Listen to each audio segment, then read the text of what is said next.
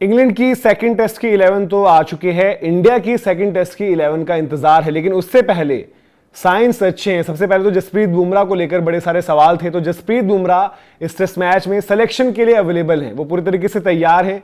अब वो खेलेंगे नहीं खेलेंगे इस पर साफ ये बता दिया गया है कि वो लास्ट मिनट में ही कॉल ली जाएगी। लेकिन उसके साथ साथ जो कुछ चेंजेस कंफर्म हो गए हैं और कंडीशंस को देखते हुए, जिस तरीके से गर्मी पड़ रही है, जिस तरीके के सर्फेसिस इंग्लैंड अब प्रोवाइड कर रही है, ये भी बता दिया गया है कि भाई आपकी प्लेइंग 11 में 2 स्पिनर्स होंगे। अब वो 2 स्पिनर्स कौन होंगे इस पर सस्पेंस है। रविंद्र जडेजा तो एक रहेंगे जिनका किरदार बैट और बॉल दोनों से रहेगा।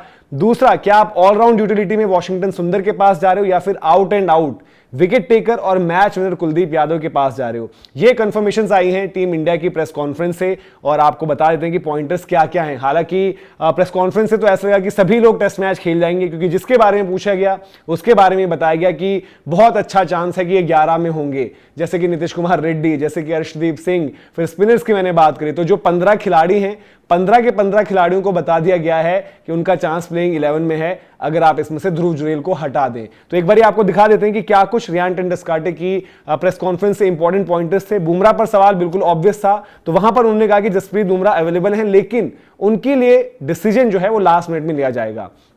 सरफेस को लेकर जब पूछा गया, गर्मी जिस तरीके से वहां पर है, तो उन्होंने वही कहा कि एक तो बोला कि हेडिंगली टाइप का फील दे रहा है और बाकी ड्राई लग रहा है, कि ड्राई सरफेस है जो हम अंडरनीथ बात करते हैं कि वहां पर ड्राई होगा।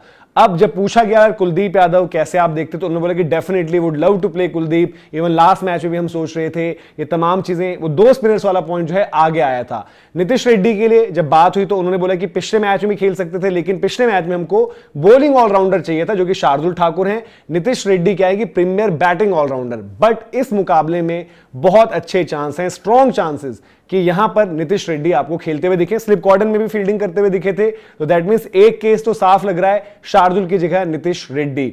अब 2 स्पिनर्स की जहां पर बात करें, अब वहां पर पेच फंस जाएगा। तो वो चीजें कैसे होंगी कि भाई शार्दुल की जगह नीतीश रेड्डी भी हो और एक स्पिनर और बढ़ जाए, तो उस केस में आपको क्या करना पड़ेगा कि एक ऑप्शन कहीं ना कहीं या तो बैटिंग ग्रुप से कम करनी पड़ेगी। बॉलिंग ग्रुप में तो आप ये नहीं कर सकते कि आपके सिर्फ जा रहे हैं 2 फास्ट बॉलर्स, एक स्पिनर और एक आपके पास नीतीश कुमार रेड्डी हो, तो वो अभी थोड़ा सा उस पर इंतजार करना पड़ेगा कि उस पर क्या अपडेट है। और इसलिए मैंने कहा कि प्रेस कॉन्फ्रेंस में तो ऐसा लगा कि सबके सभी खेल जाएंगे, सबके बड़े अच्छे चांसेस हैं।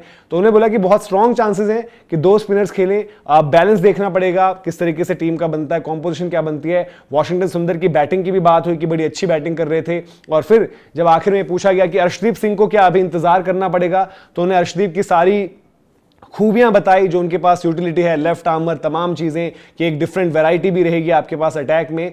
लेकिन फिर घूम फिर कर वही बात आई कि भाई देखा जाएगा अल्टीमेटली आपका कॉम्बिनेशन कैसे बन रहा है। उन्होंने बोला कि अर्शदीप वैरायटी भी लेकर आते हैं और मिक्स में भी है प्लेइंग 11 को लेकर, लेकिन प्लेइंग 11 क्या होगी इसका जो है एक तरीके से जो हम इंतजार वो चलेगा, आपका टॉस तक चलेगा, तभी शायद आपको पता भी चलेगा। लेकिन 2 चीजें तो लग रही हैं और वो ये है कि भाई जो 2 स्पिनर्स वाली बात है, वो 2 स्पिनर्स वाली बात तभी प्ले में आएगी जब आप वो शार्दुल वाले स्लॉट पर फिर नीतीश रेड्डी ना हो, या फिर नीतीश रेड्डी खेल रहे हो, तो वो स्लॉट फिर आपको देखना पड़ेगा कि रविंद्र जडेजा, क्या रविंद्र जडेजा की पोजीशन पर सवाल है या फिर करुण नायर को वापसी के बाद एक मैच के बाद आप चेंज कर दोगे, क्योंकि ऐसा नहीं हो सकता कि 2 स्पिनर्स भी खेल जाएं और नीतीश रेड्डी भी खेल जाएं।